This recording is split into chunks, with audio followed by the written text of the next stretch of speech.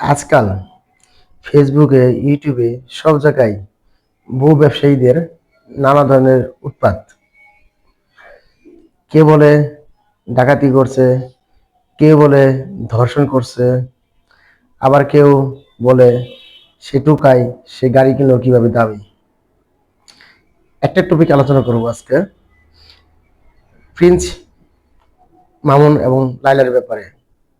একসময় প্রিন্স মামুন এবং লাইলা খুব ভালো ছিল, খুব লিভ টুগেদার, খুব ভালো বুড়া বেটি আর চ্যাংরা স্যারা।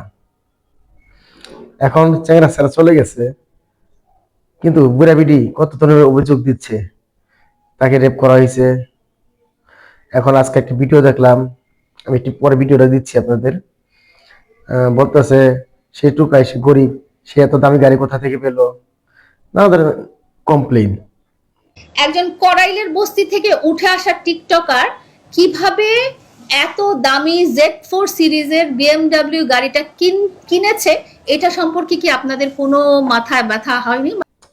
আমি একটা জিনিস বুঝি না রে ভাই, মানুষ যে যা করে খাক, উন্নতি করুক, ভালো করুক, কেন আমরা তার বদনাম গাবো? একসময় তো সে আমার বন্ধু ছিল, কেন বলবো তার দোষ? বন্ধুর কাজ কি? বন্ধুর দোষ গোপন রাখা। আমরা যদি সেই বন্ধুর হয়ে বন্ধুর গোপন তথ্য ফাঁস করে দিই, তাহলে কিসের বন্ধুত্ব?